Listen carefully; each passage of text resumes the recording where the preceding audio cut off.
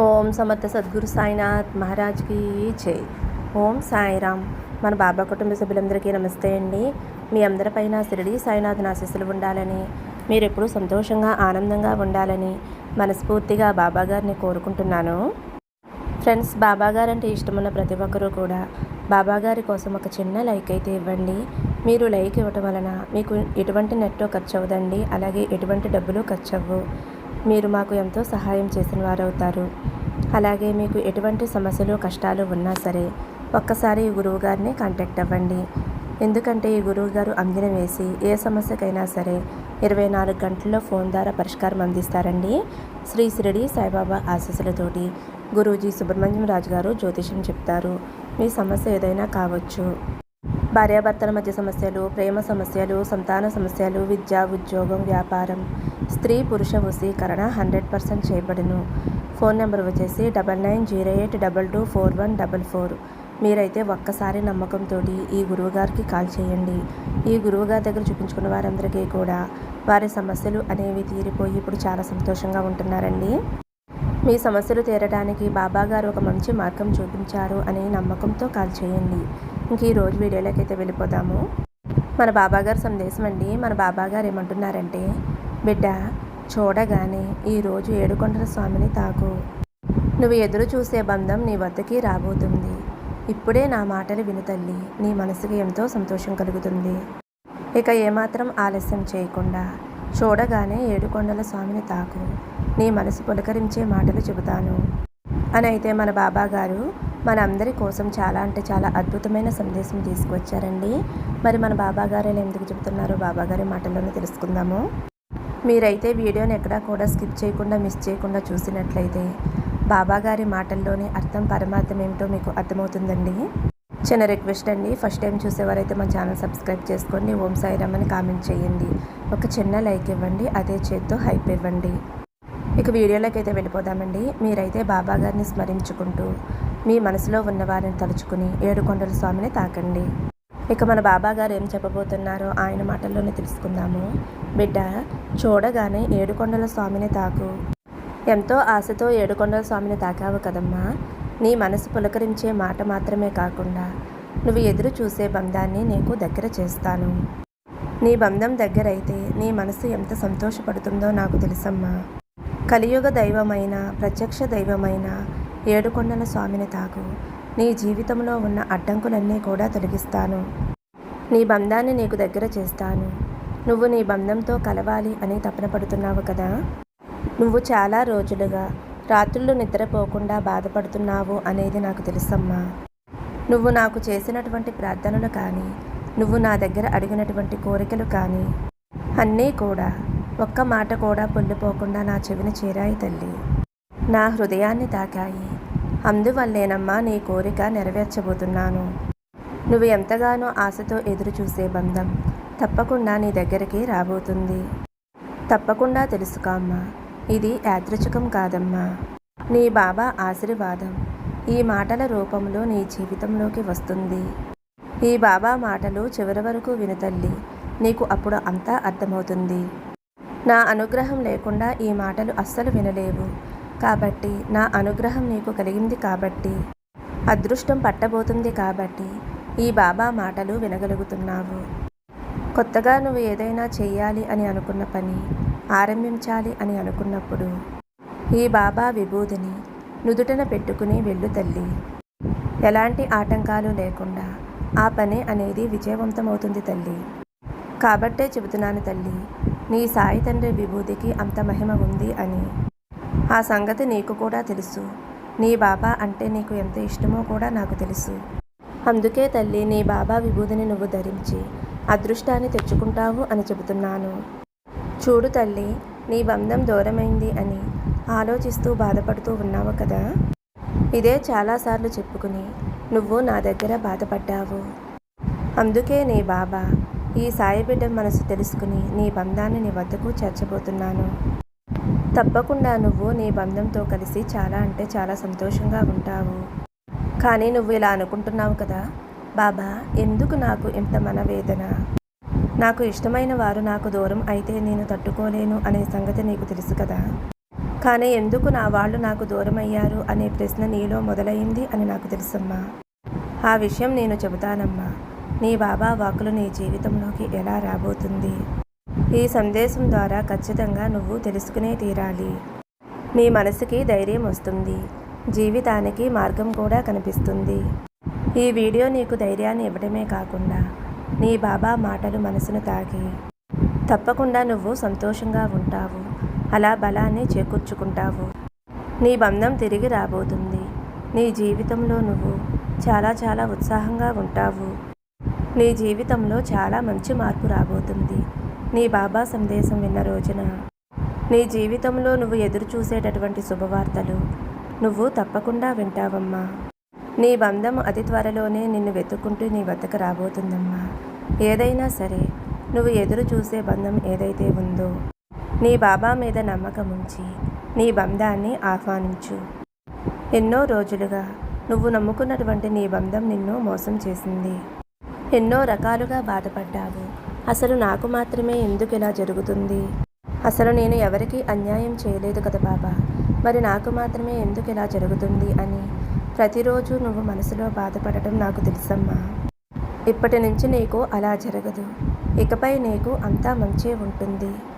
నీ కోరిక తీరి నీ మనసు తృప్తి చెంది ఎంతో సంతోషంగా ఉంటావమ్మా. నువ్వు నన్ను వేడుకున్నావు కదా, తప్పకుండా అలాగే ఉండేలా నేను చేస్తాను. నీ జీవితంలోకి నీ బంధం తిరిగి రాబోతుంది. అది కూడా ఈరోజే. ఈ సందేశం ద్వారా ఒక నిజం కూడా నువ్వు తెలుసుకోబోతున్నావమ్మా. తప్పకుండా నీ లైఫ్లో మునిపెన్నడూ చూడని ఆనందం, సంతోషం చూడబోతున్నావు. అందుకే ఈరోజు నీ బాబా తండ్రి వాక్కులు వినగలుగుతున్నావు. నీ కన్నీళ్లు తొలగించడానికి నీ బాబా తండ్రి నీ కోసం తీసుకువచ్చిన వార్త తల్లి ఇది. నువ్వు ఎంతో ఆశ్చర్యపడతావు. నా కోసమే బాబా ఇలాంటి సందేశం అందించారా అని నువ్వు చాలా సంతోషపడతావమ్మా. కాబట్టి ఒక్కొక్కసారి నీ జీవితం తలకిందులుగా అయిపోయినట్లు నీకు అనిపిస్తుంది. అవునా కాదా తల్లి? కాబట్టి ఈరోజు నేను అందించే ఈ సందేశం విన్నావు అంటే అసలు ఆ వ్యక్తులు ఎవరు? ఎవరు నీకు ద్రోహం చేసే వ్యక్తులు? ఎవరు నీ మంచి కోరే వ్యక్తులు అని పూర్తిగా నీకు అర్థమవుతుంది. తెలుసుకుని జాగ్రత్తగా ఉండమ్మా. ఎటువంటి నిర్లక్ష్యం చేయవద్దు. ఏముందిలే అని కొట్టిపడవేయవద్దు. నీ కోసం నీ బంధం ఎదురు చూస్తూ ఉంది. ఇన్నాళ్లుగా నువ్వు ఏ బంధాన్నైతే గాయపరిచావో, ఏ బంధం నిన్ను గాయపరిచేలా చేసిందో ఆ బంధం తప్పకుండా నీ వద్దకు రాబోతుంది. అది కూడా అతి త్వరలోనే. నీ యొక్క బంధం తప్పకుండా నీ వద్దకి రాబోతుంది తల్లి. నీ బాబా మీద నమ్మకం ఉంచితే నేను తీసుకువచ్చిన ఈ సందేశం నీకు తప్పకుండా అర్థమవుతుంది అని అనుకుంటున్నాను. నువ్వు ఎంతో ఆశతోటి ఎదురు చూసేటటువంటి బంధం తప్పకుండా త్వరలోనే నీ వద్దకు రాబోతుంది. నువ్వు ఇకపై ఎంతో సంతోషంగా ఉండబోతున్నావు. నువ్వు ఎదురు చూసే బంధం ఏదైనా కావచ్చు. భర్త కావచ్చు, లేదా భార్య కావచ్చు, లేదంటే ఇష్టమైన వారు కావచ్చు, లేదంటే స్నేహితులు కావచ్చు, లేదా అక్క చెల్లెళ్ళు, అక్కా తమ్ముళ్ళు కావచ్చు, అన్నాదమ్ముళ్ళు కావచ్చు. ఏ బంధమైనా సరే నీ యొక్క ప్రియమైన బంధంతో నువ్వు చేరబోతున్నావు. ఇందులో ఎటువంటి మార్పు లేదు. వాళ్లే నీ బలం అని అనుకున్నప్పుడు ఒక్క మాట తగ్గి దగ్గరికి రామ్మా. అది నీ బంధాన్ని బలపరచడమే కాకుండా నీ మనసుని సంతోషంగా ఉంచుతుంది. కాబట్టి దేనికి కూడా భయపడవద్దు. నువ్వు ఎవరికీ కూడా భయపడవద్దు. నువ్వు ఎవరి మనసు కూడా గాయపరచలేదు. ఎవరి మనసుని నొప్పించలేదు. ఎవరి దగ్గర ఉన్నటువంటి వస్తువుని నువ్వు లాక్కోలేదు. మరి ఎందుకు నువ్వు భయపడటం? నా మీద ఎవరికి కక్ష ఉంటుంది? నా మీద ఎవరికి పగ ఉంటుంది? నన్ను నాశనం చేయాలి అనే ఉద్దేశం ఎవరికి ఉంటుంది అని నన్ను అడగాలి అని అనిపిస్తుంది కదమ్మా. అందరితోనూ మంచిగానే ఉంటాను. ఏదైనా కావాలి అంటే సహాయం చేస్తాను. ఆపదలో ఉంటే సహాయం చేస్తాను. నా మీద ఇలాంటి ఉద్దేశం పెట్టుకున్నారా? ఎవరు బాబా అని మనసులో నిన్ను నువ్వు ప్రశ్నించుకుంటున్నావు. నీ మనసులో ఈ సందేహం అనేది మొదలయ్యింది. అన్నీ కూడా తెలియాలి అంటే ఖచ్చితంగా ఈరోజు ఈ బాబా వాక్కు నువ్వు వినవలసిందే తల్లి.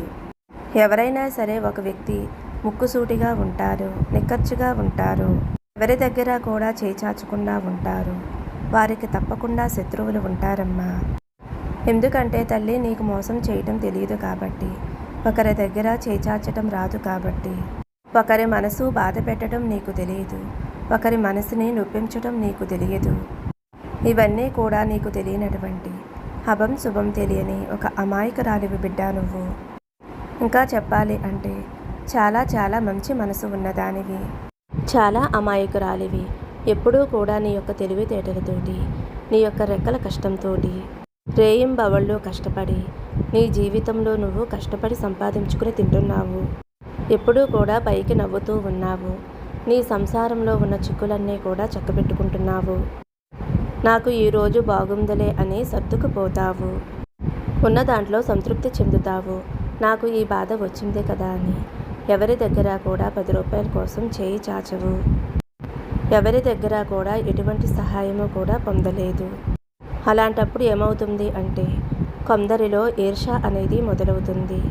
అసలు ఎవరి దగ్గర కూడా చేయి చాపటం లేదే, ఎందుకు ఈ వ్యక్తి ఇలా ఉన్నారు, చక్కగా చాలా ఆనందంగా ఉన్నారు, ఇంత బాగా ఎదిగిపోతున్నారేమిటి, మేము కూడా తనతో పాటే జీవితాన్ని మొదలుపెట్టాం కదా, కానీ మా జీవితాన్ని చూస్తే ఇలా అల్లకల్లోలంగా గందరగోళంగా ఉంది. వీరి జీవితం మాత్రం వెలిగిపోతుంది.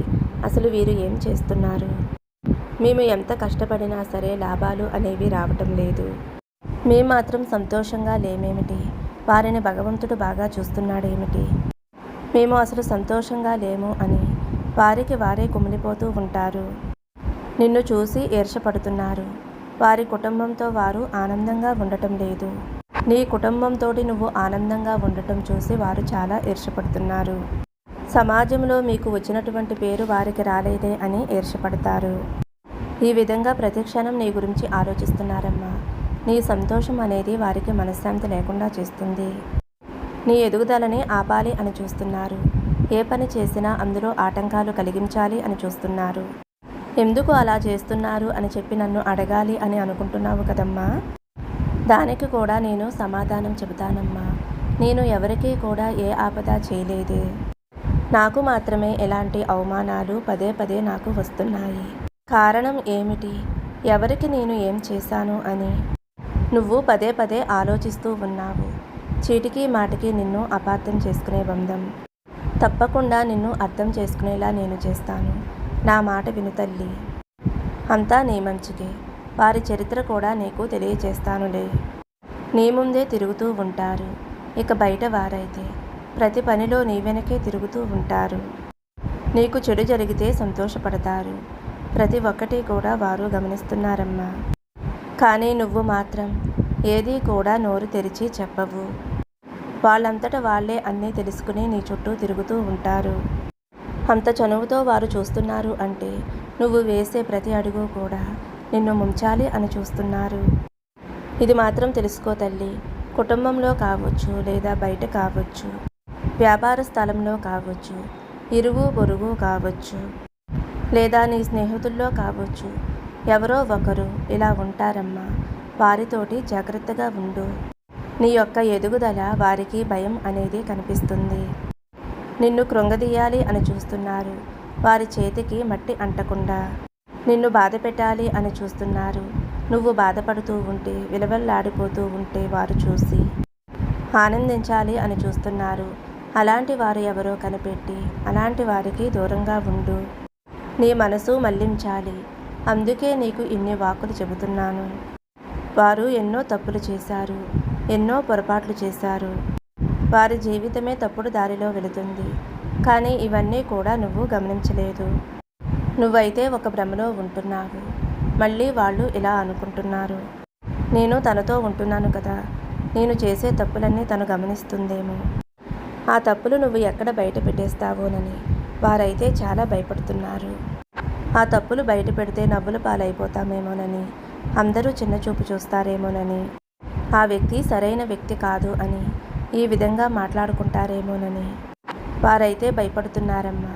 వారికి తెలుసు వారు చేసినవి తప్పులు కాబట్టి అవి ఎప్పటికైనా బయటపడతాయి అని చెప్పి వారైతే భయపడుతున్నారు. నువ్వు మాత్రం అలాంటి వారికి దూరంగా ఉండు తల్లి. నీ బాధలన్నీ కూడా పటాపంచలు చేస్తాను అని చెప్పాను కదమ్మా. ఈరోజు ఏడుకొండల స్వామిని తాకావు కదమ్మా. నా అనుగ్రహంతో పాటు ఏడుకొండల స్వామి అనుగ్రహం కూడా నీకు ఉంటుంది. అలాగే ప్రతిరోజు విభూది ధరించమని చెప్పాను. విభూది ధరించడం వలన అనారోగ్య సమస్యలు దూరమవుతాయి, కష్టాలు దూరమవుతాయి, మనశ్శాంతి అనేది కలుగుతుందమ్మా. ఇక నువ్వు నిశ్చింతగా ఉండమ్మా. ఇకపై నీకు అంతా మంచే జరుగుతుంది. ఈ బాబా వాక్కు వినగలుగుతున్నావు అంటే నీకు అదృష్టం పట్టింది అని అర్థం చేసుకో. ఈ శనివారం రోజున ఏడుకొండల స్వామిని తాకావు కదమ్మా. ఏడుకొండల స్వామికి కూడా దీపారాధన చేసుకుని ఆయన నామాన్ని గోవిందా గోవిందా అని జపిస్తూ ఉండు తల్లి. ప్రతి శనివారం కూడా ఏడుకొండల స్వామికి పూజ చేసుకో అమ్మా. ఆపద ముక్కలవాడ అనాథ రక్షక గోవిందా గోవిందా అనుకో. నీకు ఎటువంటి కష్టాలున్నా సరే ఆయన తొలగిస్తారు. ఎటువంటి ఆపదలు నీ దరికి చేరకుండా ఆ ఏడుకొండల స్వామి చూసుకుంటాడమ్మా. ఇక నీ జీవితం అంతా కూడా ఎంతో సంతోషంగా శుభకరంగా ఉంటుందమ్మా. ఆనందంగా ధైర్యంగా సంతోషంగా ఉండు. సర్వే జన సుఖినో భవంతు. సమస్తం సద్గురు సాయినాథార్పణమస్తు. శుభం భవతు. జై సాయిరామ్.